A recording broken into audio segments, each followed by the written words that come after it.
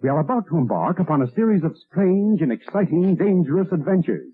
Adventures that will lead us to all parts of the world. Hello and welcome to another Bad Comic Review. This time we're looking at Ultraman X Avengers Issue 2. This is a mini-series from Marvel Comics in 2024, written by Kyle Higgins and Matt Groom, art by Francesco, Manna, colors by Milla, letters by VC's Ariana, Maher, cover art by Dike, Ruan, and Neeraj, Menon, assistant editor Martin Biro, associate editor Annalise Bissa, edited by Tom Brevoort. So the Avengers are on this other Earth to help the Ultra Guard defend it from an incoming Galactus attack. That means they have to go against the United Science Patrol and get some energy banks to modify the Jack robot, and that means they have to split up into teams. So some Avengers go out to try and do that. Meanwhile, Ultraman and Captain Marvel go out to fight a couple of kaiju. Kiki gets an Iron Man costume, and then fake Captain America tells Spider-Man that he's not worthy of being an Avenger. And that was probably the most egregious part of this book. There's a sequence right before they get into a fight where Captain Falcon feels slightly disrespected by a side comment from Miles Morales, and he says, "This is why Spider-Man can't be Avengers, you know that, right?" And Spider-Man says, "Hey, I've been an Avenger," to which he responds, "Listen, truly no offense intended, but if Wolverine's on the team, that ain't really the Avengers." Oh, well, it's nice to know you have some standards, no dirty mutants or spider people. Thanks, Cap. That's why you're not the real Captain America, Falcon, and you're never gonna be, because of crappy writing like this. He said the only time he considers Spider-Man an Avenger is when they're getting shot at, and they're always getting shot at, which is still backhanded because he just said Spider-Man isn't worthy of being an Avenger. Spider-Man. So that really irritated me. That just betrays the contempt that Marvel has, not only for Spider-Man, but the arrogance that ensued in Sam Wilson. And of course, Captain Falcon is the last one standing during the fight, and everybody else gets taken out. So apparently Spider-Man's spider sense just stopped working, and Miles Morales' power of invisibility just stopped working long enough